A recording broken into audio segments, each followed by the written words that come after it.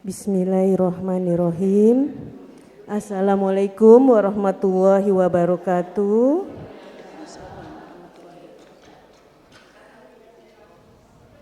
Alhamdulillahirabbil alamin. Wassalatu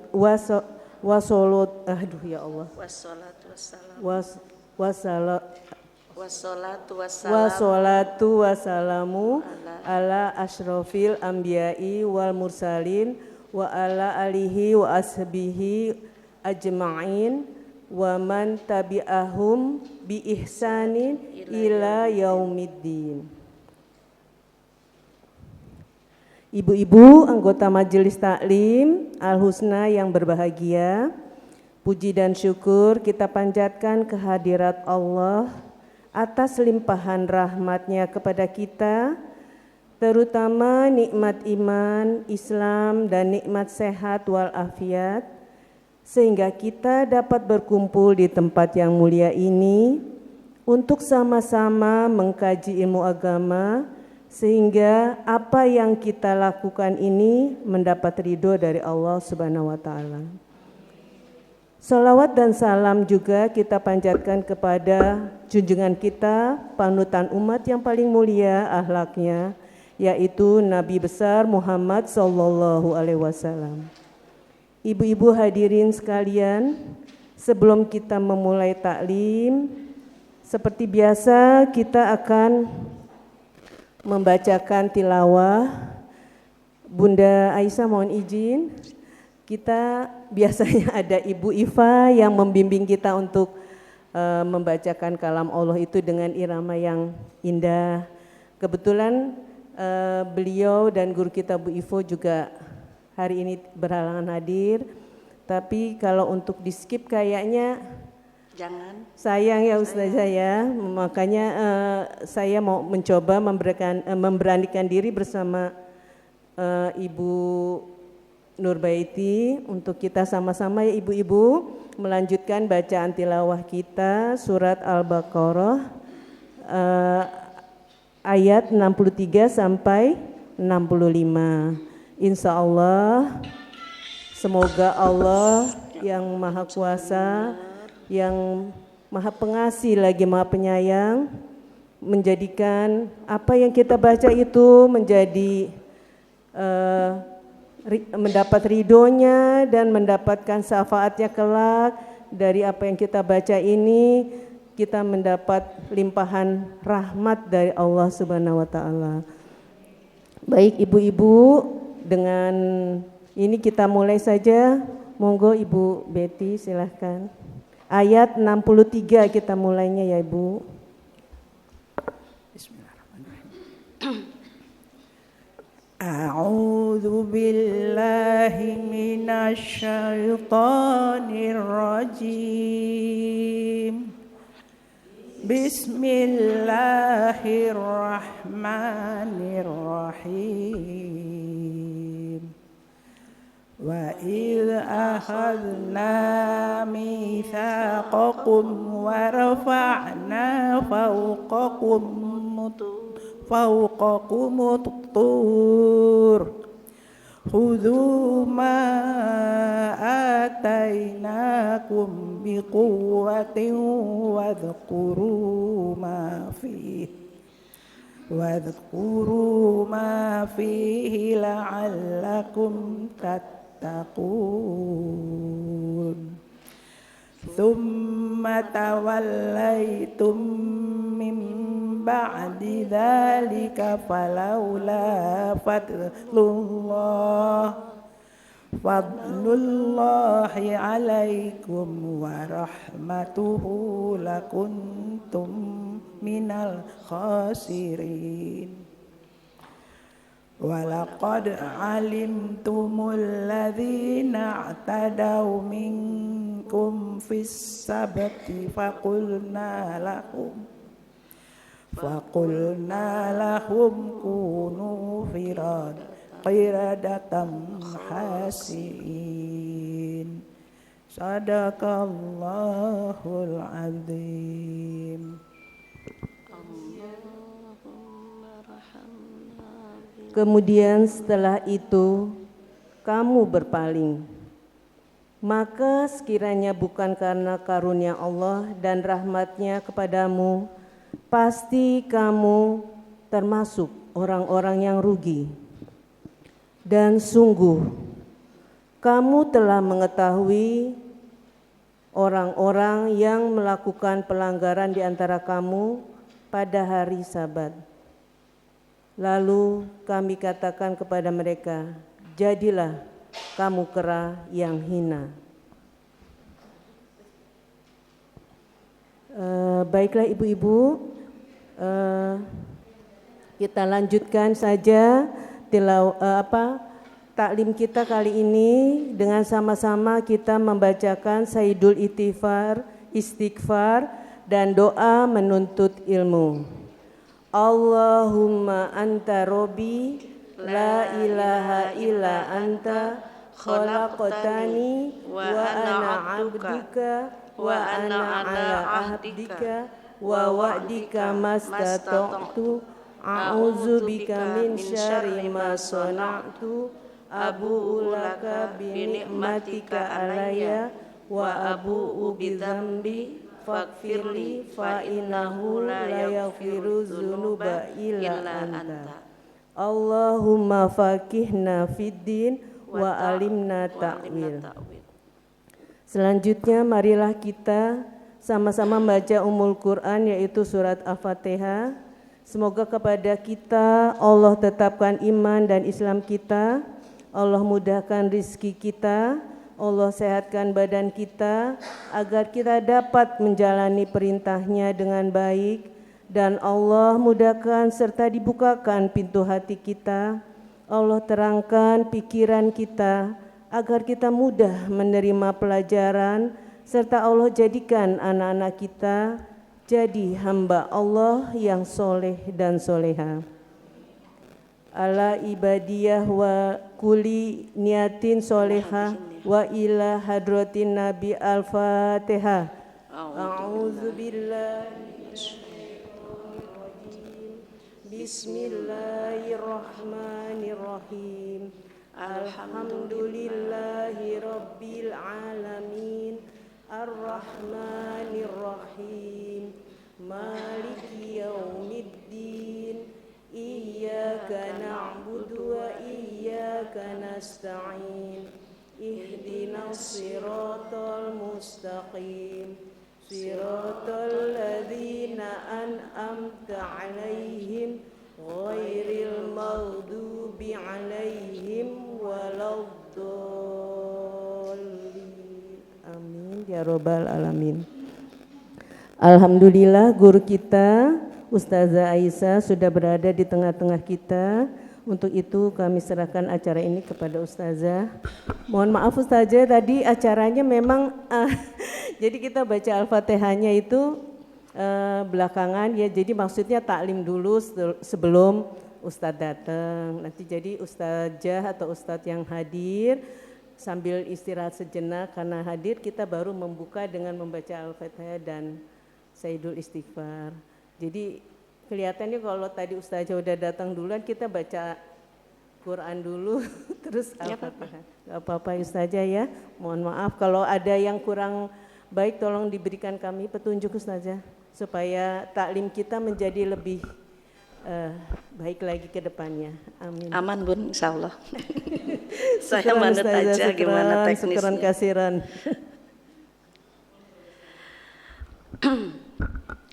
Bismillahirrahmanirrahim. Assalamualaikum warahmatullahi wabarakatuh.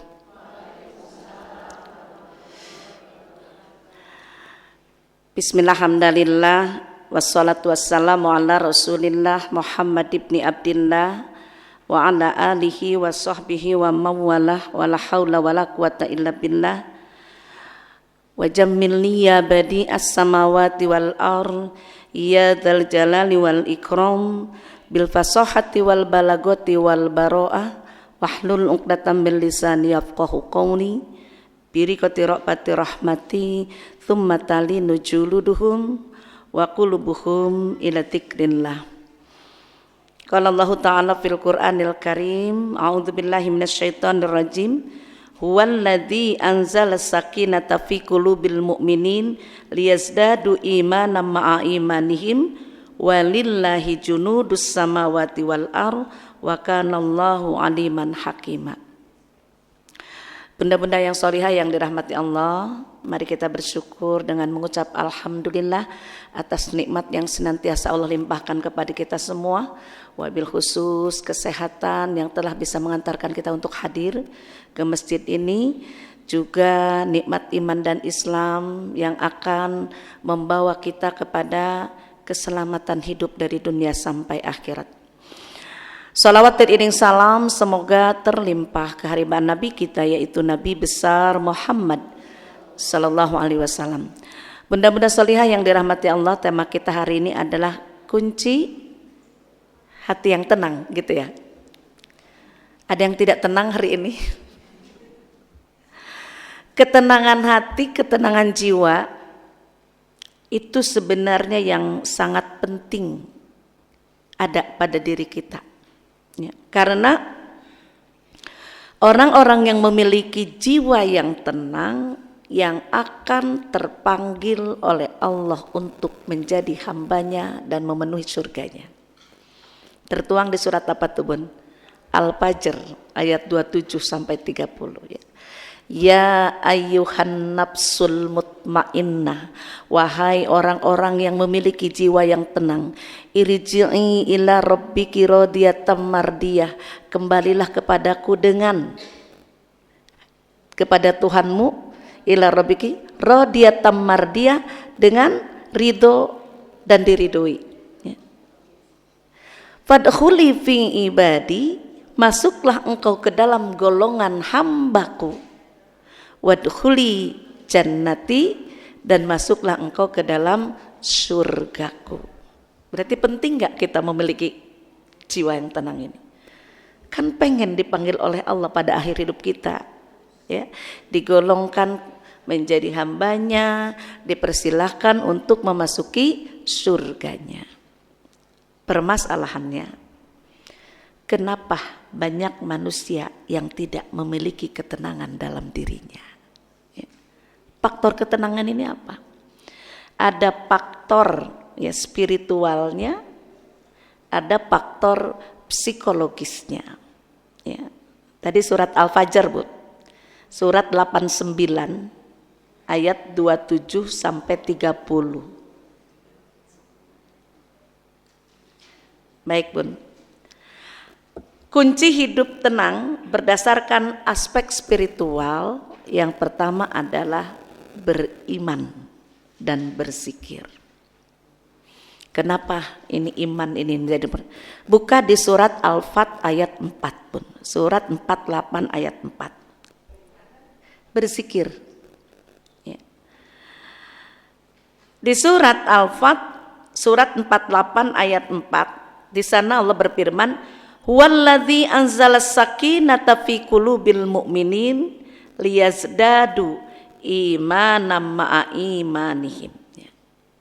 Dialah Allah yang telah menurunkan ketenangan ke dalam hati, ke dalam hati orang-orang mukmin untuk menambahkan keimanan atas keimanan mereka yang telah ada. Jadi pemberi ketenangan itu adalah Allah dengan cara kita terus istiqomah dalam keimanan. Iman ini penting. Ya. Orang-orang yang tidak memiliki iman biasanya gelisah. Kenapa orang beriman tenang? Karena orang-orang beriman itu dengan keimanannya, maka dia akan melakukan aktivitas hidupnya dengan aktivitas yang sesuai dengan petunjuk Allah. Contoh ya, aspek-aspek yang menjadikan ibadah kita kepada contoh. Ya. Satu, orang beriman, khususnya kita iman dan Islam, satu kan, kalau dilihat rukunnya aja, syahadat, sholat. Sholat bisa nggak memberikan ketenangan buat para pelakunya? Ya, Ini aspek spiritualnya. Karena dia memiliki iman, dia lakukan perintah Allah sebagai rukun Islam tadi, yaitu namanya sholat. Dan sholat ini ya kan, adalah merupakan aktivitas ibadah yang secara otomatis akan menjadikan hati kita tenang. Makanya kalau kita lihat bagaimana Rasulullah ketika galau, bahasa anak sekarang galau ya, ketika hatinya galau, banyak urusan, banyak pikiran, maka Rasulullah larikan ke sholat. Beda dengan manusia-manusia yang tidak beriman, galau-galau dugem. Ya, galau-galau healing. Nggak apa-apa sih healing, nggak masalah ya healing. Selama healingnya aman-aman. Tadabur alam, ya kan? Healing. Dan untuk kita healing itu penting nggak Bu? Penting. Menghilangkan apa tuh? Sutris. Kan banyak beban pikiran, banyak beban otak, makanya kemarin itu saya dengerin ceramahnya siapa ya di YouTube tuh. Jadi buat usia-usia nih 40 tahun ke atas, apalagi 60 tahun ke atas itu ya, harus banyak mengosongkan pikiran dari hal-hal itu yang akan membuat kita itu stres. Mengosongkan pikiran. Contoh kita ya. Ngelihat anak kok anak udah beberapa hari nggak telepon, stres, disangkanya lupain kita. Kalau boleh begitu hilangkan itu stresnya, tinggal apa? Kita aja yang nelpon, apa susahnya? Nak, kok udah lama nggak telepon mama, beres kan Bun? Jangan udah nggak nelpon, diem mikirin, jangan-jangan ini anak ini udah nggak inget sama mamanya, itu bikin stres sendiri. Kalau nggak nelpon, kita aja yang nelpon. Nak, kok udah lama nggak telepon, mama kangen. Nanti kan ada jawaban, iya Ma, mohon maaf belum sempat, ini kebetulan lagi sibuk. Jelas Bu.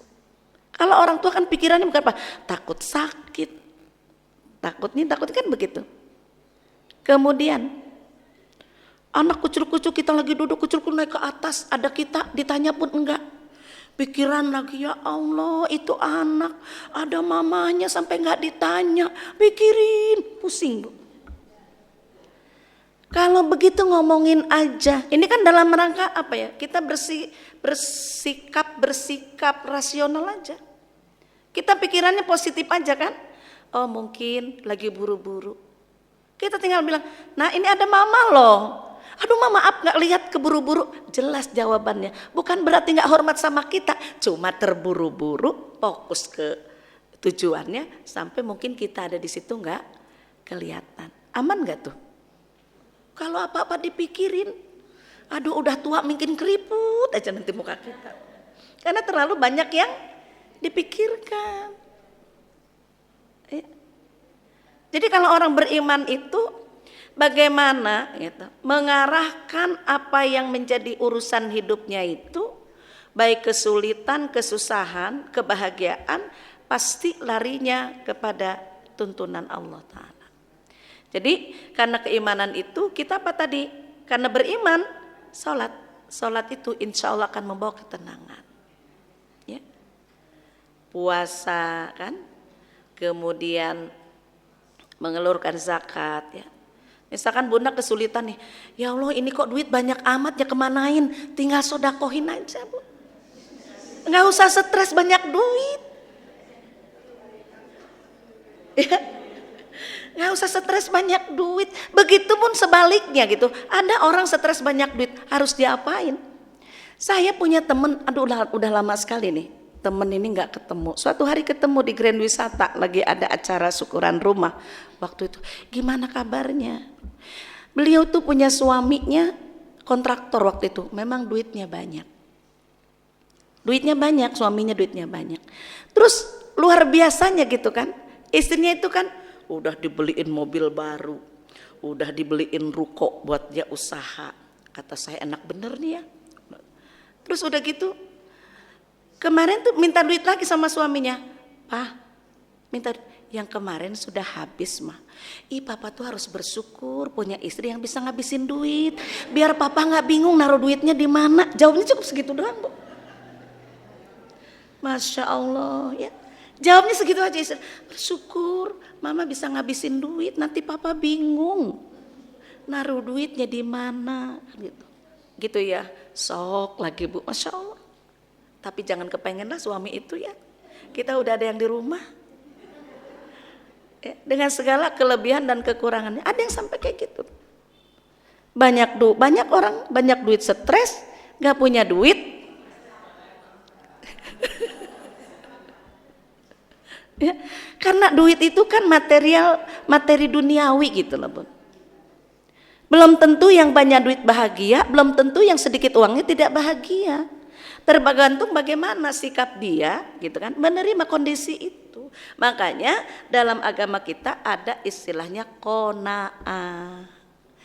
Qanaah itu cukup dengan yang ada. Hidup itu murah Bun, yang mahal gaya hidup. Kalau gaya hidup kita tidak menyesuaikan dengan kondisi atau keadaan kita, stres riwe, ya kan? Makanya jangan-jangan kalau kebanyakan mementingkan gaya hidup, lama-lama kita akan mati gaya. Ya Bun, mati gaya.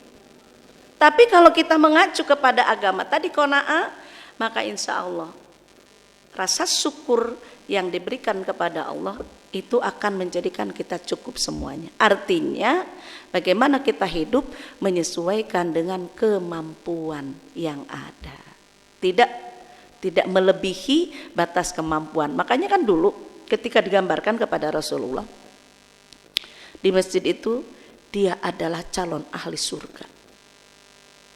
Sampai Umar tuh penasaran, amal apa kok Rasul sudah mengatakan dia ahli surga. Diikutin. Dan beliau meminta izin kepada orang tadi, bolehkah saya menginap di rumah Anda 3 malam aja. Dibolehkan. Ternyata orang yang hidupnya sangat sederhana, pekerjaannya juga cuma kuli belah batu. Kemudian ketika malam hari Umar perhatikan, habis maghrib masjid pulang, habis isya, kemudian mereka pun tidur. Nanti malam bangun sholat, habis subuh ke masjid, berangkat kerja. Kerjanya juga sebagai tukang belah batu yang tidak seberapa hasilnya. Siang zuhur ke masjid, asar makan dengan yang ada. Begitu terus. Menurut Umar, apa amal istimewanya sampai digambarkan masuk surga? Maka mungkin setelah melihat kondisi itu tidak ada amal istimewa melebihi amal para sahabat ini, maka kemudian bertanyalah, sebenarnya amal apa yang engkau lakukan sehingga Rasulullah mengatakan engkau sebagai calon ahli surga?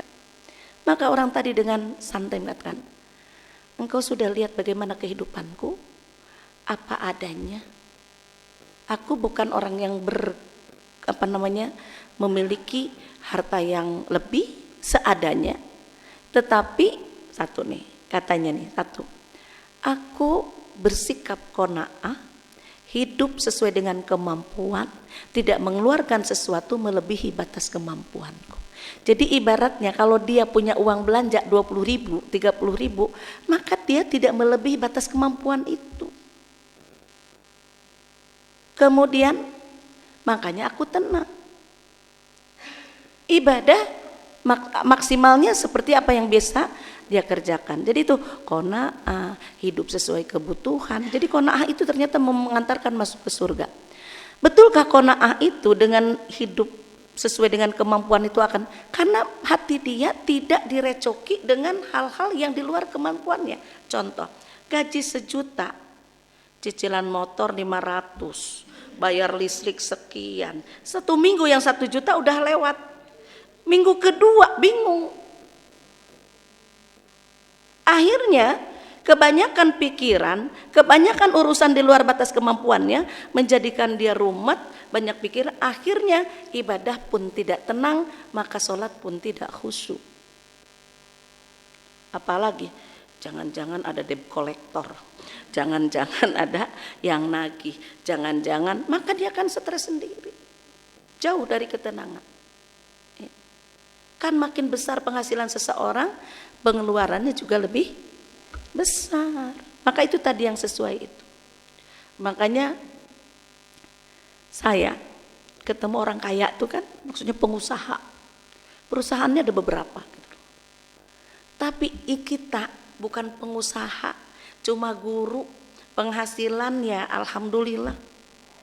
Tapi ketika ngomongin utang, Masya Allah utang perusahaan, kata kita teh ya Allah, judulnya pengusaha, mobil Lexus, Ibu. Tapi ternyata keruwetan pikirannya itu melebihi kita yang penghasilan terbesar. Karena apa? Ketika besar, akhirnya banyak juga, ini ambil itu ambil, belum lagi utang perusahaan segala macam dan lain sebagainya.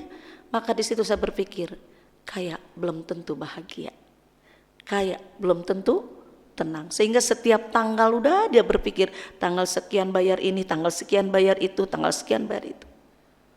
Ternyata betul Bun, dengan kita hidup melebihi batas kemampuan kita, hidup kita tidak akan bahagia, bahkan tidak akan mendapatkan ketenangan sama sekali.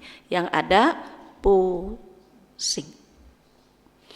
Jadi keimanan akan menghadirkan ketenangan. Tadi di surat Al-Fat ayat 4, dialah Allah yang telah menurunkan ketenangan ke dalam hati orang-orang beriman. Untuk apa? Untuk menambah keimanan atas keimanan mereka yang telah ada. Makanya istiqomahkan keimanan ini. Orang yang istiqomah imannya, Allah akan memberikan 6 balasan. Kita lihat surat 41, mundur dikit tadi 48 ya. Ayat 30 sampai 32. Nih. Orang-orang yang istiqomah keimanan, maka akan Allah berikan 6 hal. Innal ladzina qalu rabbunallah tsumma istaqamu tatanazzalu alaihimul malaika alla takhafu wa la tahzanu wa absyiru bil jannah allati kuntum tu'adun. Surat 41 Fussilat mulai ayat 30. Sesungguhnya orang-orang yang telah berkata Tuhan kami adalah Allah, kemudian mereka meneguhkan pendirian mereka, istiqomah nih dalam keimanannya kepada Allah, maka malaikat akan turun kepada mereka, ya. Malaikat akan membersamai mereka seraya mengatakan, 1, janganlah kamu merasa takut. Orang yang imannya istiqomah tidak akan merasa takut. Wala tahzanu, janganlah kamu bersedih hati. 2, tidak bersedih hati. Wa absyiru bil jannah allati kuntum tu'adun, dan bergembiralah dengan surga yang telah Allah janjikan kepadamu. Allah janjikan surga. 3 ya. Tidak ada ketakutan, tidak ada kesedihan, Allah janjikan surga pada mereka. Yang keempatnya, nahnu auliyaukum fil hayatid dunya wa fil akhirah. Kamilah pelindung-pelindungmu dalam kehidupan dunia dan akhirat. Allah yang akan menjadi pelindung kita. Makanya nggak pernah ada kekhawatiran apapun. Kemudian, walakum fiha ma tashtahi anfusukum, kamu akan memperoleh apa yang kamu inginkan. Yang keenamnya, walakum fiha ma tad'un, dan memperoleh apa yang kamu minta. Ini yang akan Allah kasih. Tidak ada ketakutan, tidak ada kesedihan, dijanjikan surga, Allah yang akan menjadi pelindung, dia akan mendapatkan apa yang diinginkan dan mendapatkan apa yang diminta. Allah penuhi semua kebutuhannya.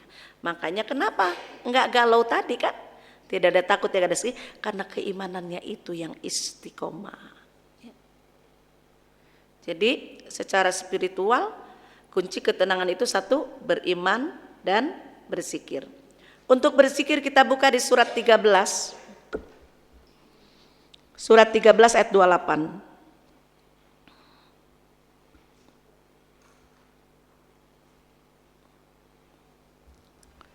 Surat 13 ayat 28.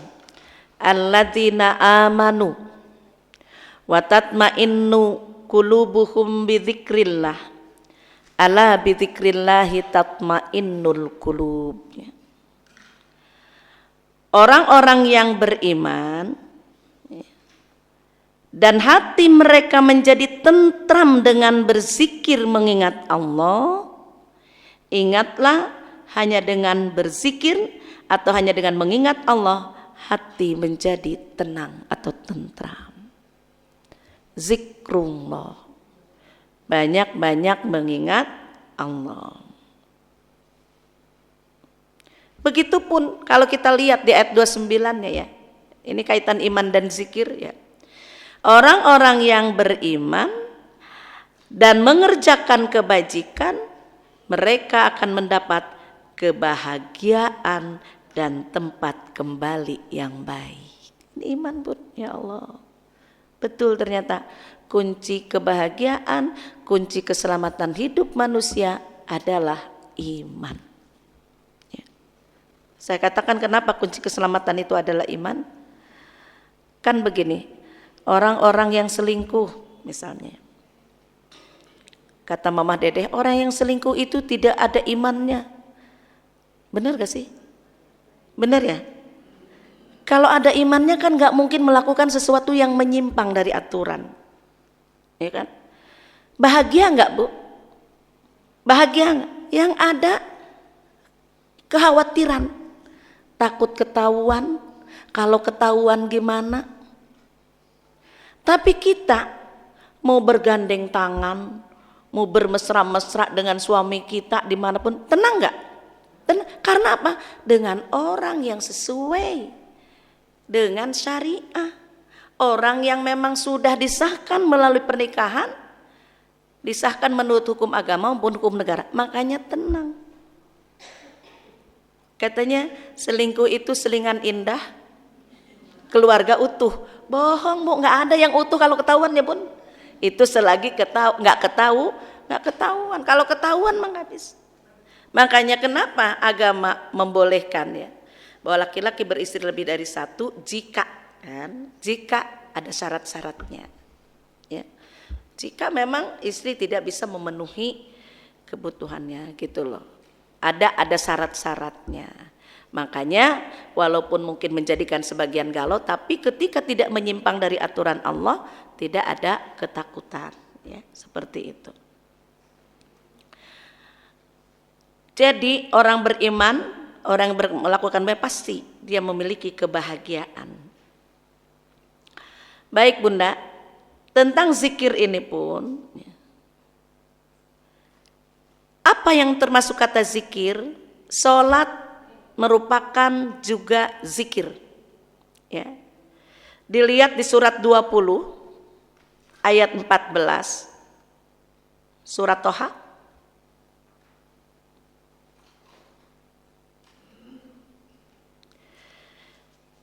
Allah berfirman nih, Innani anallah la ilaha illa ana fa'budni wa aqimis sholata li dzikri. Surat 20 ayat 14. Ada Bun? Ya. Sungguh nih Allah mengatakan kepada kita, aku ini Allah. Tidak ada Tuhan selain aku. Maka sembahlah aku. Bagaimana cara menyembah Allah? Wa aqimis sholata li dzikri, dan laksanakanlah sholat untuk mengingatku.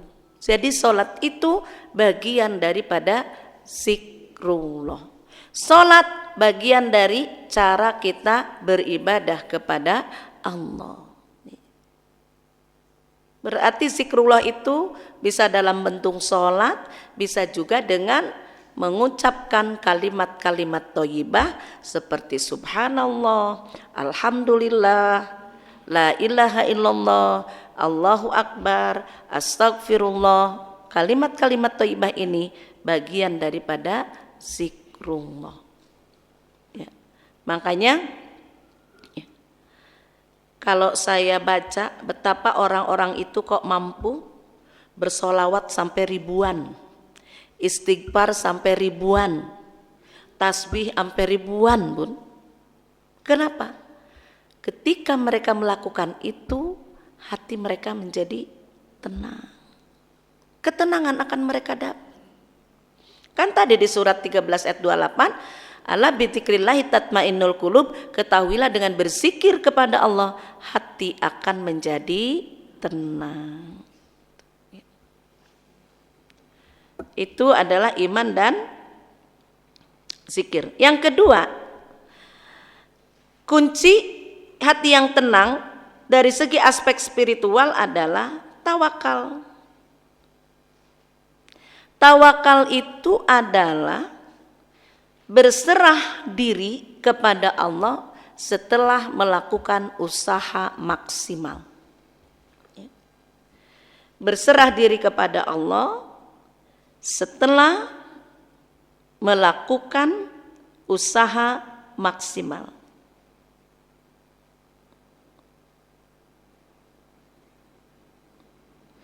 Usaha maksimal ini akan menjadi kunci untuk kita bisa hidup dengan tenang dan memberikan pelajaran kepada kita bahwa Allah itu, rencana Allah itu pasti lebih indah. Contoh nih, bagaimana Siti Hajar ketika bayinya Ismail dan dirinya haus, lapar. Karena ketika ditempatkan di sebuah lembah yang sekarang Baitullah itu, tidak ada makanan, tidak ada air.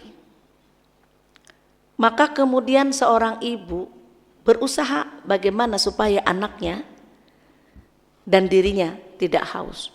Maka berjalan dari Bukit Sopa ke Bukit Sopa, dikira ada air. Gak ada, jalan lari ke Bukit Marwah. Dari Marwah balik lagi ke Sopa sampai 7 kali. Usahanya sampai sedemikian.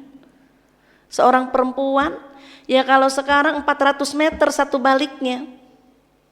Sopa Marwah 400 kali 7, 2,8 kilo. Sama puterannya kira-kira 3 kilo deh.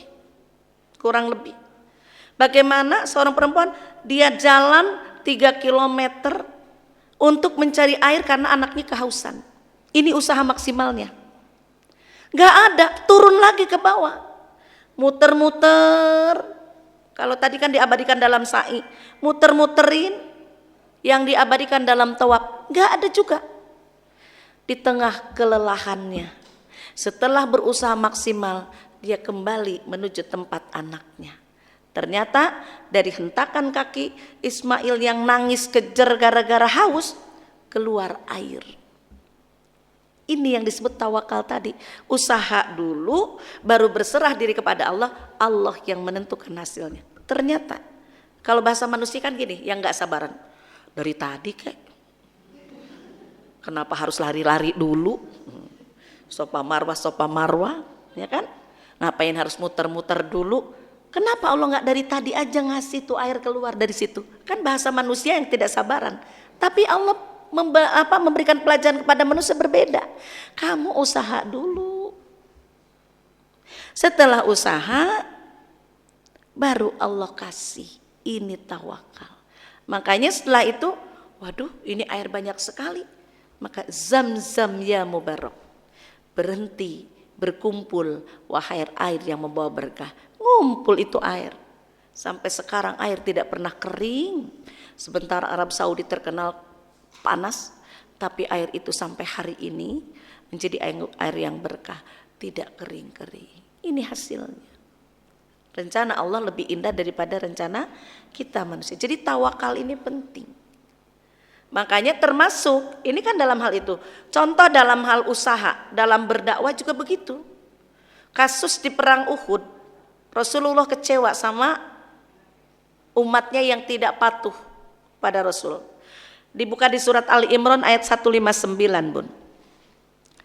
Ini kekecewaan Rasulullah sebenarnya. Bunda yang pernah ke Gunung Uhud, yang sudah haji dan umroh pasti ke sana, di Uhud. Itu ada yang gunung pendek yang disebut Jabal Romat, ya kan? Ada Jabal Romat, Uhudnya mah gede. Nah, ada perang Uhud.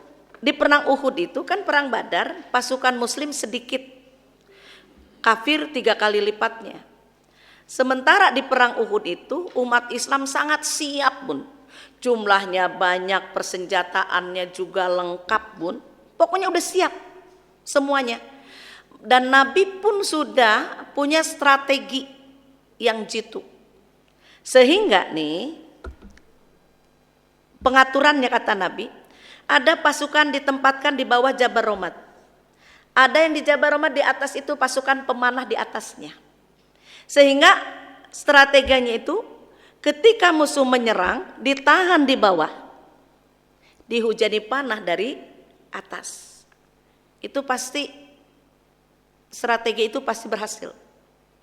Dan kata Nabi, tolong kepada pasukan pemanah ini jangan meninggalkan tempat sebelum ada komando dari Rasulullah. Sudah dijalankan tuh. Benar. Ditahan di bawah, dihujani anak panah, bergelimpanganlah itu orang-orang kafir. Kemudian pesan Nabi jangan meninggalkan tempat sebelum ada komando. Ngelihat itu pasukan kafirnya pada bergelimpangan mati. Kan kalau dulu pasukan itu harta apa juga dibawa kan, senjata apa gitu. Ngelihat bergelimpangan itu banyak, mungkin segala macam lah berupa rampasan perang itu kan. Pasukan pemanah tidak sabar. Ngelihat itu barang-barang dari kaum kafir yang meninggal itu, maka tanpa komando, tidak nunggu komando, turun dan mereka sibuk mengambil harta-harta itu. Ternyata pasukan kafir belum semuanya nyerang. Di saat mereka asik berebutan itu, mereka menyerang dengan tiba-tiba sehingga umat Islam kalah saat itu. Makanya kan di situ kan syuhada Uhud di situ ada berapa di situ kan? Itu yang gugur karena apa? Karena tidak patuh sama Rasulullah. Akhirnya yang diprediksi menang menjadi kalah. Dari situ mereka pulang, Rasulullah kecewa, Bu. Kecewanya berat. Kita aja kalau anak gak nurut kecewanya berat. Saking beratnya kan suka gak kepengen ngomong kan. Itu yang dilakukan oleh Rasulullah. Saking kecewanya Nabi diam. Ditanya gak jawab. Hampir dalam mungkin kalau tidak salah sekitar sebulan lah Nabi berdiam diri dan mendiamkan. Sehingga dari diamnya Rasulullah itu memunculkan berbagai macam sikap. Orang Islam tuh ketika Nabi diam aja ditanya diam apa diam. Kenapa Nabi diam? Kata yang satu, kalau begitu saya kembali kafir aja. Ada yang memutuskan kembali kafir. Ada yang kelompok ini mungkin masih bersabar diri nunggu kan gitu. Maka karena ada memunculkan ada yang pengen kafir, ada yang ragu-ragu lagi dengan Islam karena sikap Nabi, maka Allah turunkan surat Ali Imran 159 ini, ayat ini teguran untuk Rasulullah. Maka berkat rahmat Allah engkau Muhammad berlaku lemah lembutlah terhadap mereka. Kan Nabi diam, ditegur oleh Allah. Berlemah lembutlah kamu dengan mereka, terhadap mereka. Sekiranya kamu bersikap keras dan berhati kasar, tentulah mereka menjauhkan diri dari sekitarmu. Itu yang bilang mau kembali kafir. Maka kemudian karena itu kata Allah, maafkanlah mereka, mohonkanlah ampunan untuk mereka, dan bermusyawarahlah dengan mereka dalam urusan itu. Kemudian apabila engkau telah membulatkan tekad dalam berjuang ini, berdakwah ini, maka bertawakallah kepada Allah. Sungguh Allah mencintai orang-orang yang bertawakal. Jadi Nabi diem doang ditegur sama Allah kalau menyebabkan atau berdampak buruk terhadap umat Islam. Maka kalaupun begitu seorang Nabi itu, seorang pendakwah itu tetap harus memiliki kesabaran yang lebih. Salah kayak gitu aja suruh ngapain Bu? Maafin. Mohonkan ampunan, musyawarah aja, ya. Karena kalau kita sudah membulatkan tekad, maka kita disuruh bertawakal kepada Allah. Demikian juga tuh sahabat Rasulullah yang sekaligus mertua, yaitu Abu Bakar As-Siddiq pun, ya, Abu Bakar As-Siddiq.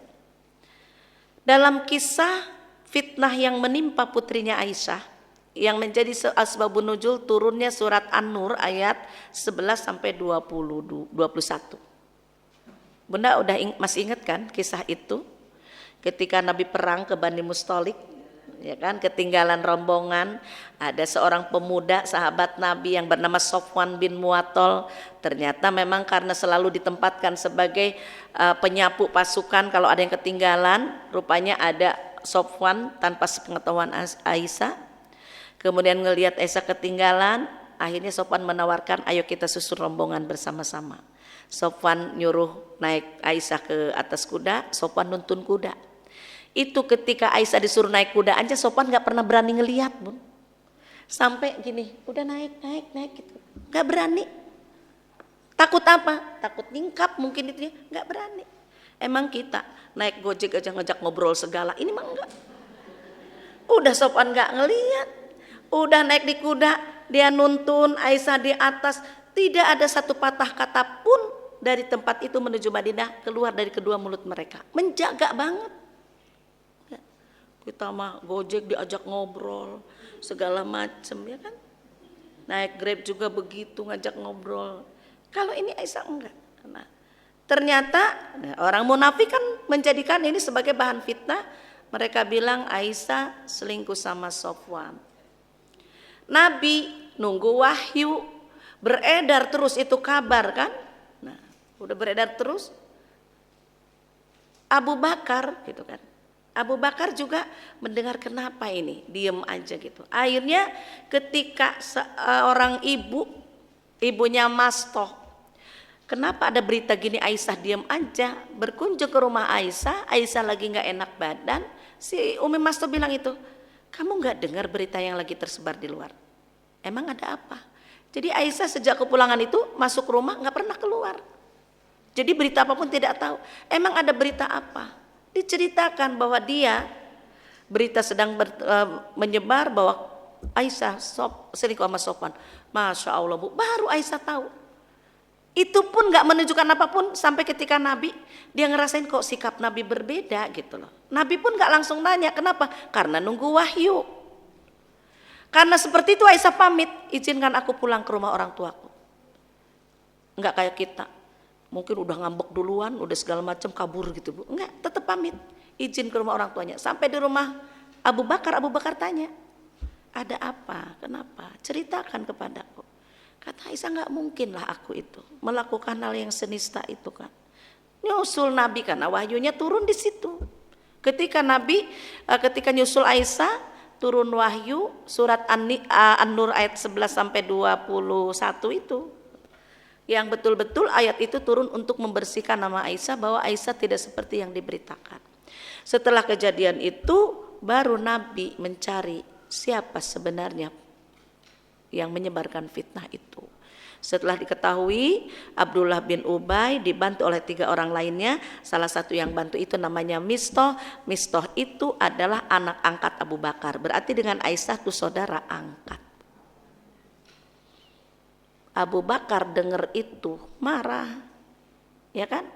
Kok tega banget ini anak angkat mitnah anak kandungnya, berarti kan saudara angkat.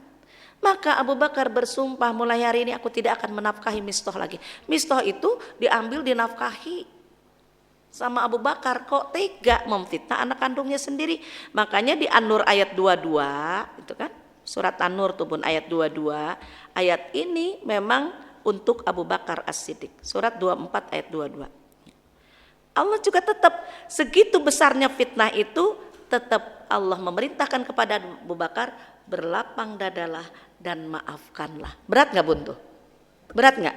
Berat ya. Ini Allah tegur Abu Bakar, dan janganlah orang-orang yang mempunyai kelebihan dan kelapangan di antara kamu bersumpah bahwa mereka tidak akan memberi bantuan kepada kerabatnya, itu Mistoh tadi, orang-orang miskin dan orang-orang yang berhijrah di jalan Allah. Hendaklah mereka memaafkan dan berlapang dada. Ya Allah Bu, anak kita difitnah sama anak angkat, suruh maafin, suruh lapang dada. Berat. Tapi itu yang Allah perintahkan.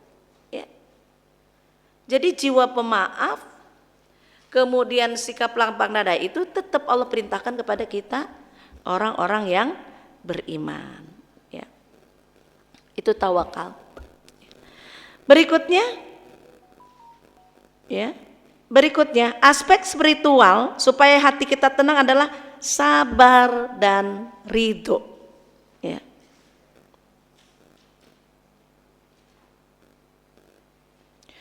Sabar dan ridho dengan segala ketentuan Allah. Ayat kata sabar ini cuma 5 huruf. gampang mengucapkannya tapi sulit menjalankannya. Bersabar diri itu nggak gampang. Ya. Contoh ya, sabar dalam hal apa? Banyak. Allah kaitkan sabar ini dengan rangkaian ujian yang pasti Allah akan berikan. Contoh kan di surat Al-Baqarah 155. Ya. Walanabluwannakum bisyai'im minal khaufi wal ju'i wa naqsim minal amwali wal anfusi wath thamarat wa basyiris sabirin. Dan kami pasti akan menguji kalian dengan apa? Dengan ketakutan, dengan kelaparan,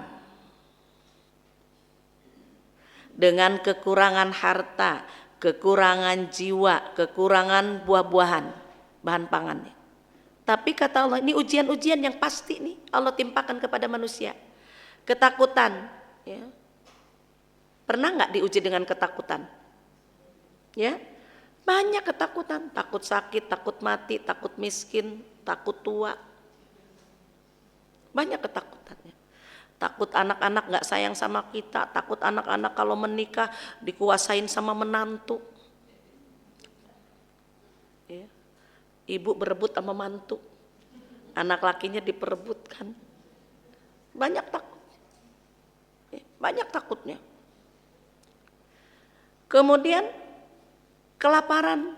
Sekarang saudara kita yang di Palestina yang sedang mengalami ini semua. Ya. Tugas kita meringankannya dengan memberikan bantuan sesuai dengan kemampuan kita. Tentunya ya. Yang tidak bisa memberi, paling tidak doa kita mendoakan supaya permasalahan ini cepat selesai. Kelaparan, banyak yang kelaparan. Jangankan Palestina, mungkin di Indonesia saja masih ada nggak orang yang kelaparan yang tidak? Makanya kalau kita tuh makan gitu ya, nasi main buang, saya tuh suka. Kalau ada udah lebih gitu sampai digoreng lagi, kenapa? Kita masa buang nasi sementara banyak orang nggak ketemu nasi. Makanya yang buang-buang nasi itu jangan boleh. Makan secukupnya dulu, kalau kurang bisa nambah, jangan sampai buang. Itu yang sikap kita ajarkan sama murid-murid aja kalau gitu kan. Ayo makan secukupnya kalau pergi gitu kan. Kalau kurang boleh nambah. Nah kalau umroh nih Bu, Masya Allah. Jamaah umroh tuh tukang buang makanan. Ngambil banyak, gak dimakan. Saya ngajarin gitu, kalau menu itu enggak itu, ambil dulu sedikit ke piring, kita cicip dulu ya kan, yang di piring kita tuh. Kalau rasanya cocok dengan lidah kita, ambil, kalau enggak jangan. Kayak kan kalau di hotel tuh aneka salad ya Bu, aneka salad. Ada zaitun, ada pare kayak kecil-kecil, semuanya diambil. Wah taunya enggak dimakan, asem, ya jangan ngambil banyak-banyak dulu. Ini semua diambil nggak dimakan. Kadang-kadang suka gitu. Saya suka rada-rada itu kalau sama jamaah sendiri kan. Tapi nggak jamaah orang, ya Allah. Ketika itu orang ngambil telur tuh 1 ya Bu. Dia ngambilnya 5. Astagfirullahaladzim. Dalam hati, habis apa enggak ya itu? Ya Allah. Saya bilang kalau prinsip catering itu ya 1 porsi ya 1 lah ya Bu. Ya kalau daging 1, kalau telur 1, ayam 1. Jangan sampai kalau dimakan habis masih mending nggak mubazir. Kalau nggak dimakan dia mau mubazirkan sementara orang yang belakangan nggak kebagian. Itu mau mubazirkan itu. Kekurangan harta, banyak orang yang mungkin PHK zaman dulu, apalagi pas pandemi itu ya banyak banget yang kena PHK. Ya. Terus kekurangan jiwa, sebagian keluarga kita yang kembali ke rahmatullah memang udah menjadi sunatullah, itu udah pasti satu kepastian, kekurangan sandang pangan. Maka tapi kata Allah dari rangkaian ujian itu, wabasyiris sabirin, berikan kabar gembira bagi orang-orang yang sabar. Jadi sabar ini mudah diucapkan tapi sulit untuk dilaksanakan. Nih, sabar menghadapi apapun. Itu ujian berupa yang Allah berikan, belum ujian keseharian. Menghadapi suami yang sudah sakit-sakitan, sudah kurang dengar, sudah banyak lupa. Perlu sabarnya enggak? Perlu. Menghadapi dititipin cucu yang sedang-sedang enggak bisa diem. perlu sabar, ya kan? Macam-macam. Menghadapi temen yang mulutnya nyinyir, yang kepoan, banyak tuh. Menghadapi penyakit yang ada di diri sendiri aja, lutut sakit, kepala pusing, diabetes naik, ya Bu, hipertensi, macam-macam Bu. Itu dalam hidup kita itu pasti banyak sekali hal-hal yang menguji kesabaran kita. Tapi tetap kata Allah, wabasyiris sabirin, berikan kabar gembira bagi orang-orang yang sabar. Dan sabar itu tidak pernah berbatas. Dan tetap harus dikuatkan kesabaran kita di Ali Imran ayat 200. Ya ayyuhalladzina amanusbiru wasabiru warobitu wattaqullaha la'allakum tuflihun, ya. Wahai orang-orang yang beriman, bersabarlah kamu dan kuatkanlah kesabaranmu. Dan tetaplah bersiap siaga di perbatasan negerimu dan bertakwalah kepada Allah agar kamu beruntung. Jadi sabar itu harus enggak berbatas. Sabarlah dan kuatkan kesabaranmu. Jadi kalau kita istilahnya ketika ditimpa dengan satu kesulitan, satu ujian, apalagi menghadapi sikap mungkin manusia yang lain, kita bilang sabar itu ada batasnya. Nah kalau ada batasnya masih belum sabar berarti. Jadi kalau berdasarkan itu, kesabaran itu memang perlu terus menerus, ya, dikuatkan kesabaran. Ya. Pasti Allah akan berikan buah dari kesabaran itu. Kemudian ridho itu apa? Ridho itu menerima dengan lapang dada apapun yang sudah menjadi ketentuan Allah. Contoh, ya, kita sakit, ada nggak yang kepengen sakit? Nggak ada, semua pengen sehat. Ya. Ketika ada teman komentar, beliau meninggal, padahal ya orangnya makanannya dijaga, olahraganya juga teratur, kok meninggal ya? Loh, meninggal itu, ya kan? Meninggal itu nggak mesti sakit, nggak mesti tua. Ya itu meninggal itu berarti waktunya yang memang sudah habis jatah hidup kitanya. Orang udah ngatur makanan sampai mungkin pengen makan gulai kambing ditahan saking takutnya gitu loh, saking pengen sehatnya kan. Sampai tidak makan yang manis-manis takut diabetes, segala macam ditahan. Tapi sakit itu adalah merupakan ketentuan Allah. Manusia itu pasti akan ada sakitnya walaupun udah dijaga sedemikian rupa. Maka ketika sakit jangan ngeluh, ridho terhadap apa yang sudah Allah takdirkan. Tinggal kita ikhtiarnya, lakukan ikhtiar. Baru tuh dinyatakan hipertensi. Saya pernah tensi tinggi ketika mau suntik COVID. Atut. Biasa 110, 120, naik 157. Ibu takut? Iya takut. Emang takut. Waktu itu karena kita guru, wajib.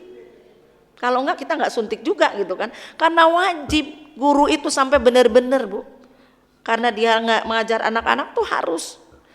Ibu takut? Iya takut Dok. Emang takut? Ya udah ibu duduk dulu, minum dulu, tenangkan dulu ya, biar turun dulu tensinya. Ternyata ketakutan aja bikin tensi naik. Seperti itu. Cooling down dulu, minum dulu, duduk, tensi lagi, belum turun juga. Masih takut ibu? Masih. Ya. Ada yang sampai pulang lagi gak turun-turun kan? Di puskesmas waktu itu udah pulang aja dulu deh Bu, nanti lagi. Ya, seperti itu, ketakutan itu loh Bu. Tapi ketika lapang hati, ya ikhlas. Nggak apa-apa. Setelah cooling down 150, yang penting di bawah 150 baru bisa suntik. Giliran vaksin 3 Bu, karena kita siap. Pas ada ya booster gitu kan. Karena waktu itu umroh pun perlu booster. Harus booster. Jadi mau tidak mau kita suntik lagi kan. Ada diminta suntik vaksin COVID itu kan diminta menjadi satu keharusan. Pas ada di sana ada poster ini gitu. Saking siapnya mau poster, aman aja Bu. Orang habis poster yang bengkoknya itu kita mah aman-aman aja. Ternyata hati yang tenang itu dampaknya besar. Kayak gitu juga. Jadi sehat. Giliran takut, tensi naik, ya kan? Ketika kita nggak ada kesiapan. Nah, jadi ridho ini penting dan keridoan harus ada dalam diri kita apapun yang menjadi ketentuan Allah. Ridho badan gemuk ridho Bu. Nggak ridho gimana kondisinya udah begitu adanya ya. Lutut sakit ridho, yang penting ikhtiarnya, ya kan? Berobat terapi gitu kan. Terus diabetes ridho. Tapi kalau kayak kemarin tuh Walimah Safar, Bu Aisyah saya cadangan untuk berangkat haji, tiba-tiba dipanggil Kamis kemarin, keputusannya tanggal 27 berangkat loh Bun. Padahal saya punya diabetes tinggi. Pas kemarin MCU ya, medical check up-nya ternyata bagus, jadi lolos tuh berangkat Bu. Udah cadangan, dipanggil dadakan, biasanya diabetesnya tinggi, karena memang udah izin Allah harus berangkat, ternyata medical check up saya lolos bagus semua. Berangkat Bu. Itu ketentuannya. Ya, jadi ketika kita santai aja, ikhlas aja lah, apapun yang terjadi ya udah memang harus berangkat, ternyata bagus semua. Padahal biasanya Bu, diabetes saya itu di atas 400 gulanya aja. Udah memang diabetes, giliran check up bagus untuk keberangkatan haji itu. Ridho. Jadi ridho dalam menerima apapun yang sudah menjadi ketentuan Allah, ya kan? Berikutnya, qanaah kan tadi udah disampaikan ya. Qanaah itu adalah kita hidup sesuai dengan kemampuan. Baru aspek psikologisnya satu, kendalikan stres. Yang membuat kita tidak tenang adalah stres. Apa-apa disetresin. Makanya untuk kita tuh hilangkan stres dengan cara yang tadi tuh Bu. Anak gak telepon, kita aja yang telepon. Anak gak nanya, kita aja yang nanya. Udah. Gak usah dibingungin. Jadi apa-apa dipikirin semuanya. Ya. Gak boleh makan ini, gak makan itu, dipikirin. Ya udah makan aja yang boleh gitu. Ya kan? Betul gak? Kan katanya gini, asam uratnya tinggi, sayuran kangkung gak boleh, ini gak boleh, itu gak boleh. Ada yang bilang, terus makan apa? Makan aja yang dibolehin. Dari yang tidak boleh itu kan ada yang boleh, makan aja yang boleh. Jadi nggak usah disetresin. Hipertensi katanya gitu, serba nggak boleh, takut ini takut itu, nggak usah takut, makan aja yang boleh.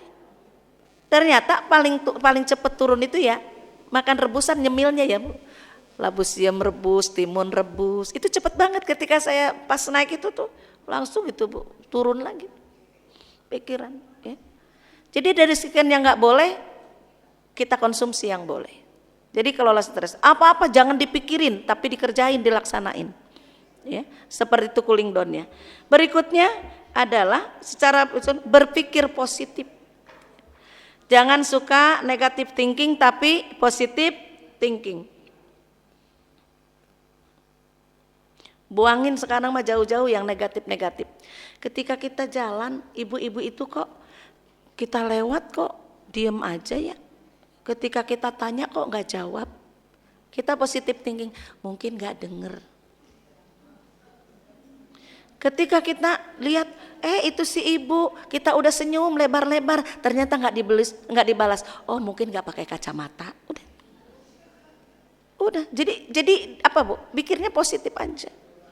Ketika tetangga nganterin oleh-oleh ke sebelah, ke kita dilewatin, oh mungkin cuma segitu adanya, udah beres Bu. Nggak kebagian semua. Ketika kita undang ternyata nggak datang, nggak ada informasi, mungkin ada undangan lain. Jadi hilangkan segala sesuatu yang bikin negatif thinking kita itu, berpikir positif aja, ya seperti itu. Berikutnya perbanyak bersyukur. Berbanyak bersyukur, insya Allah akan hati kita tenang dengan apapun yang kita miliki. Saya pernah katakan mungkin ada orang punya seliter minyak, sekilo gula, 5 liter beras gitu kan. Sekarang kan baru tanggal 20. Kalau yang bersyukur, alhamdulillah masih punya minyak, masih punya gula, masih ada beras 5 liter, alhamdulillah. Tapi kalau yang negatif, ya Allah baru tanggal 20, mana beras tinggal 5 liter, minyak tinggal 1 liter, gula tinggal 1 liter, masih lama lagi ke awal bulan. Itu stres tuh Bu kalau udah begitu, kurang syukurnya. Jadi kalau bersyukur aman, seberapapun. Ya. Seberapapun yang ada pada kita, kalau bersyukur aman, insya Allah. Karena kalau bersyukur kata Allah, pasti aku akan tambahkan, ya kan? Tapi kalau nggak bersyukur, udah putus nikmatnya, diberhentikan oleh Allah. Kemudian berikutnya, jaga kesehatan fisik. Bunda-bunda mah udah angka-angka 7 masih pada sehat, aman, ya, nggak kelihatan bunda mah. Masih pada sehat ya. Umur 70 duduknya masih manis ya Bun. Belum ada yang ngelonjor ya Bun. Ini mah angka 8, masalahnya udah angka 8. Nah angka 6 gak masalah, kalau saya mah udah bebas Bun. Kenapa? Angka 8 mah udah wajar, ini angka 5 aja kadang-kadang udah selonjor Bun. Ya kan? Angka 6 aja udah selonjor gak apa-apa. Kan sehat-sehat. Bunda mah udah di atas 8 soalnya ya. Tuh udah 84, bonusnya udah banyak. Malu saya tuh kalau. Si bunda mana yang suka minum es itu nggak datang ya? Nggak datang kan? Umur 80-an masih bisa minum es. Saya mah udah puluhan tahun nggak minum es tuh bunda, udah biasa no. Ya, udah ninggalin es. Es krim. Kalau es itu nggak ya. Itu iya, minumnya es, bekalnya es kan. Kalau saya minum es udah tenggorokannya udah langsung itu. Tapi beliau masih hebat tuh kan, udah sehat. Jadi menjaga kesehatan fisik itu penting. Ya. Olahraga termurah, teraman hanya jalan kaki buat kita ya. Pagi-pagi jalan ya kan. Jalan kaki murah meriah tapi paling aman. Nggak mungkin orang yang usia segini mah fitness, nggak mungkin Bu. Nggak kayak anak muda, dengan jalan kaki aja bisa menjaga kesehatan ya. Berikutnya terakhir aspek psikologisnya adalah hindari hal-hal yang akan merugikan kita ya. Contoh apa yang merugikan kita ya, kalau misalkan nih Bun, berkumpul-kumpul membicarakan yang nggak penting itu rugi waktu, rugi tenaga, rugi dosa. Apalagi sekarang di bulan yang dimuliakan Zulqaidah. Apapun kebaikan yang dilakukan di bulan Zulqaidah dilipat gandakan pahalanya, begitupun dosa dilipat gandakan dosanya. Ya. Jadi ngerumpi-ngerumpi udah tinggalin aja deh, nggak usah. Ya. Karena itu hal-hal yang merugikan kita tuh tinggalkan. Kemudian kelola kecemasan. Bun, usia tertentu suka ada rasa cemas nggak sih Bun? Ya, apa yang suka membuat kita cemas sebenarnya? Apa yang bikin kita cemas? Ya Bun? Anak cemas ya. Saya cemas tuh anak gadis saya tuh yang bungsu sama yang nomor 3 itu. Kalau pulang kerja tuh malam Bun. Jam 11 masih di kereta. Cemas ya Allah, ini kan udah malam, rame mah, rame. Nggak ada takut-takutnya. Giliran kita belum bisa tidur kalau belum. Orang tua cemas, anaknya santai Bu. Sekarang nih anak SD nih lagi ujian, orang tuanya cemas takut nggak lulus, anaknya santai Bu. Yang stres emak-emaknya. Ya, iya, itu loh. Itu yang bikin saya cemas sih kalau anak belum di rumah semua gitu loh. Pulang kerja, naik kereta gitu kan. Tenang mah, rame. Karena apa? Berangkat kerjanya kan memang masuknya itu siang jam 12, jadi pulangnya malam. Itu masuknya di jam segitu otomatis kan mundur. Kalau yang pagi kan sore mungkin ya, ini memang siang masuknya. Mau tidak mau, biar anak laki tetap kita khawatir. Itu kan orang tua, wajar ya kalau cemas ya. Tapi ketika kita pikirkan lagi, ya udah doakan saja, dicemasin atau tidak, tetap pulangnya jam segitu. Ya, yang penting sehat selamat. Terakhir ya Bun, lakukan hal-hal yang menyenangkan. Nenek-nenek kalau healing sakit kaki hilang. Ya Bu, bener nggak? Kakak saya gitu, kalau di rumah ngeluh kaki sakit, tapi sebentar jalan-jalan yang ke Jogja kemana. Kok heran kalau jalan-jalan nggak sakit ya? Enggak. Jadi ternyata lakukan hal yang menyenangkan, insya Allah hati tenang, hati bahagia. Ya, makanya nenek-nenek banyak jalan-jalan, ya banyak melakukan hal-hal yang menyenangkan saja, insya Allah ya panjang umur, hati tenang, hidup bahagia ya Bun. Itulah kira-kira kunci hati menjadi tenang baik secara spiritual maupun psikologis. Spiritualnya tentunya tingkatkan iman dan takwa kepada Allah, kemudian zikrullah ya Bun ya. Juga di situ dikatakan bahwa dengan memperbanyak ibadah dan amal soleh, ya, tawakal, sabar dan ridho, ikhlas dan menjalankan hidup. Berikutnya juga perbanyak bersyukur kepada Allah, kelola stres, kelola kecemasan, ya berpikir positif, kemudian juga lakukan hal-hal yang menyenangkan. Mudah-mudahan bermanfaat. Segala yang benar datangnya dari Allah, yang salah dari saya pribadi. Pas jam 11.15 ya. Mudah-mudahan langkah dan niat kita hari ini hadirnya ke masjid ini menjadi amal soleh yang tercatat di sisi Allah Subhanahu wa taala. Semoga kita semua dalam keadaan sehat walafiat, dilimpahi keberkahan, kebahagiaan dari dunia sampai akhirat. Segala yang benar datangnya dari Allah, yang salah dari saya pribadi. Mohon maaf apabila ada kekurangan, mohon maaf apabila ada kata-kata yang kurang berkenan. Billahi taufiq wal hidayah. Assalamualaikum warahmatullahi wabarakatuh. Waalaikumsalam warahmatullahi wabarakatuh. Saat ini kita memasuki sesi tanya jawab Ustazah. Iya, baik. Baik Bunda-bunda soleha, insyaallah. Barangkali ada yang mau bertanya kepada Ustazah, kami persilahkan. Ada Bun? Ya boleh.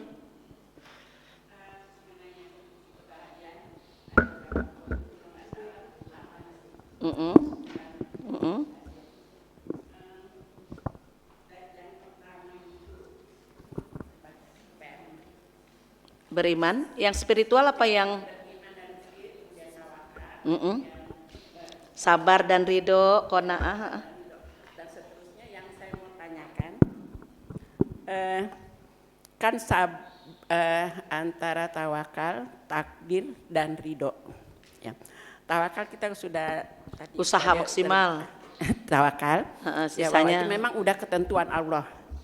Terus kemudian ridho itu kehendak Allah gitu, maksudnya menerima apapun yang sudah menjadi ketentuan Allah. Ya. Sementara takdir, kalau nggak salah itu ada dua, takdir yang bisa dirubah dan takdir yang tidak bisa dirubah. Nah maksud saya yang takdir bisa dirubah itu, apakah misalnya sudahlah saya udah, yang penting saya udah bertawakal, yang penting ridho udah ada dari Allah gitu loh. Apa kita masih bisa berusaha untuk merubah takdir itu? Ya, assalamualaikum warahmatullahi wabarakatuh. Ya, Bun. Takdir yang tidak bisa diubah adalah kematian. Mengumpet kemana juga itu pasti. Kullu nafsin dha'iqatul maut. Ya, setiap yang berjiwa pasti mati. Takdir yang bisa diubah rizki. Bunda lihat di surat 13 ayat 11. Innallaha la yughayyiru ma biqaumin hatta yughayyiru ma bi anfusihim. Itu Allah tidak akan mengubah nasib suatu kaum sampai dia mengubahnya. Rezeki, kemudian seperti masa depan, ya kehidupan itu bisa diubah. Ya, contohnya gini, saya pernah memberikan contoh ya. Contohnya sih kalau contoh dunia, Ibrahim An-Nuami yang terakhir jabatannya sebagai Menteri Perminyakan dan Mineral Arab Saudi. Dulu beliau itu cleaning service, OB. Ibrahim itu OB. OB kemudian tugasnya membersihkan kantor di PT Aramco, perusahaan minyak Arab Saudi terbesar milik Amerika. OB, tapi hafiz Quran. Karena Arab Saudi rata-rata memang kalau Quran nomor 1. Sekolahnya SD, tapi hafiz Quran. Jadilah OB. Hal yang memicu perubahan hidupnya itu ketika suatu hari di tengah panas yang terik dia masuk ke ruangan, ada air dingin. Wah, ini panas begini minum air dingin enak. Baru dia menuang itu, terdengar bentakan dari belakangnya. Hai orang rendahan, kamu tidak boleh minum air itu. Air itu hanya untuk insinyur. Ternyata insinyur di belakang itu membentak dia, gak mengizinkan minum itu. Terus dia pun gak jadi minum, keluar dari ruangan itu sambil berpikir, kenapa? Karena aku orang rendahan gak boleh minum air dingin? Apakah air dingin hanya untuk insinyur? Terus berkecamuk di dalam dirinya karena hal itu. Akhirnya dia berpikir kan, jadi dia bukan sakit hati. Dengan itu kan kalau kita sakit nggak tuh Bun gitu, sakit ya, sakit sampai dibentak begitu. Akhirnya dia pun keluar, dia berpikir gimana caranya supaya aku pun bisa seperti dia. Akhirnya dia ambil, kalau di kita ambil paket. Mungkin pagi kerja sebagai cleaning service, karena dia lulus SD, sorenya ambil paket.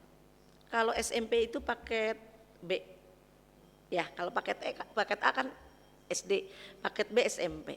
Lulus, lanjutin paket C, SMA. Jadi dia itu nggak kenal lelah, capek, nggak dipikirin, yang penting dia terus belajar. Setelah lulus SMA, rupanya pihak perusahaan tahu dia itu sekolah. Dipanggil, diberikan tawaran, maukah kamu kuliah? Aku kirim kamu ke Amerika. Dengan senang hati. Dapat beasiswa dari perusahaan Aramco itu, dia kuliah di Amerika jurusan geologi. Karena kan perminyakan. Dia berusaha, saya harus memberikan yang terbaik. Karena perusahaan sudah memberikan kepercayaan. Lulus dengan cepat, dengan nilai terbaik, cum laude. Ternyata setelah lulus dia mau pulang, perusahaan mengirim beasiswa kedua, suruh lanjut S2. Itu Ibrahim An-Nuami itu. Lulus S2 baru balik. Gak mungkin kan dia tetap menjadi cleaning service dengan pendidikan S2 luar negeri pula. Maka mulailah dia diangkat dari perusahaan itu, dari kepala bagian, terus sampai menjadi asisten direktur. Ketika suatu hari ada yang ketok pintu kantornya, pintu ruangannya, ternyata insinyur yang bentak dia gak boleh minum air dingin itu sudah menjadi bawahan dia sekarang. Maka kemudian kata insinyur itu dengan takutnya, aku mau izin cuti tapi tolong jangan engkau kaitkan dengan peristiwa yang dulu aku lakukan terhadap dirimu. Apa kata Ibrahim? Justru aku berterima kasih kepada Anda. Karena Anda saya menjadi seperti sekarang ini. Itu diubah, jadi nasib itu bisa diubah. Bagaimana dia berusaha keras. Coba kalau dia cuma sakit hati doang, cuma itu doang dibentak begitu, enggak berpikir untuk maju, ya sudah tetap dia jadi cleaning service. Tapi ternyata bentakan itu telah memotivasi dirinya untuk lebih maju, dia capek-capek dengan segala kekuatan, dia tetap ambil paket. Dia belajar, akhirnya mengantarkan dia sampai dari tahun 1945 sampai terakhir dia pensiun itu diangkat menjadi menteri perminyakan dan mineral Arab Saudi. Itulah Ibrahim An-Naimi. Sosok yang bisa menjadi motivasi untuk kita bahwa hidup bisa diubah. Rezeki juga begitu. Kalau bahasa saya ada 2 tukang beca, mangkal. Yang satu ketika nggak ada penumpang muter cari penumpang, yang satu bobok doang sambil ngangkang gitu. Kira-kira peluang dapat rezekinya? Ya kan? Ketika di situ nggak ada penumpang, dia berpikir ini belum ada penumpang, kalau diam aja pas itu siapa tahu ada orang butuh tapi jauh jalan ke situ, berpeluang, bisa diubah. Itu bisa. Jadi memang ada yang bisa diubah, hidup itu bisa berubah. Dulu suami saya tuh dulu, sampai mungkin ada seorang yang jadi itu juga. Kalau di kita kan bukan OB ya, kalau PNS itu kalau di sekolah itu penjaga sekolah. Penjaga sekolah kan lulus SD. Dia juga begitu sama tuh sama Ibrahim tuh. Dia lulus SD cuma memang dikasih tempat untuk dagang istrinya. Dia punya anak. Tapi dia ambil paket. Terus biasanya dia disuruh-suruh kan jadi petugas kebersihan itu penjaga sekolah. Akhirnya ketika dia S1-nya lulus mengajukan akhirnya jadi guru. Tadinya suka disuruh-suruh kan sekarang udah bisa nyuruh Bu jadi guru. Ternyata semangat belajarnya tinggi, kuliah lagi S2. Saya ketemu itu waktu jadi among tamu, teman suami saya itu kan. Suami saya sambil jalan pulang tuh, tahu nggak Mah itu teman mama yang tadi itu. Dulunya dia penjaga sekolah, sekarang udah jadi pengawas. Kok bisa? Diceritain kayak gitu tuh. Berarti hidup manusia bisa diubah, yang penting mau berusaha. Takdir tuh ya. Jadi ada yang memang bisa berubah dengan usaha, ada yang tidak. Biar kita nih kalau takdirnya meninggal biar udah berobat bagaimana juga. Kalau belum waktunya biar udah kena COVID, udah di ICU tetap sehat lagi. Ya kan? Itu ibaratnya ya. Paham ya Bun? Oke, 11:30 ya, jelang zuhur. Baik Bunda, semoga tidak puas dan tidak boleh puas ya kalau taklim. Mudah-mudahan bermanfaat. Assalamualaikum warahmatullahi wabarakatuh. Di doa Ustazah ditutup doa. Baik, kita kafaratul majlis aja. Bismillahirrahmanirrahim. Astagfirullahalazim, astagfirullahalazim, astagfirullahalazim. Subhanakallahumma wa bihamdika nasyhadu an la ilaha illa anta wa nastaghfiruka wa natubu ilaik. Subhana rabbika rabbil izzati amma yasifun wa salamun alal mursalin walhamdulillahirabbil alamin. Baik Ibunda Soleha, Ustazah, syukron kasiron, jazakillah khairan kasiron Ustazah atas segala ilmu yang telah diberikan. Semoga apa yang kita dapatkan hari ini bisa kita terapkan dalam kehidupan sehari-hari kita. Insya Allah Allah menyayangi kita dan kita akan mendapat surganya Allah. Amin ya rabbal alamin. Terima kasih. Wassalamualaikum warahmatullahi wabarakatuh. Kita tutup dengan doa kafaratul majlis. Subhanakallahumma wa bihamdika asyhadu alla ilaha illa anta astaghfiruka wa atubu ilaik.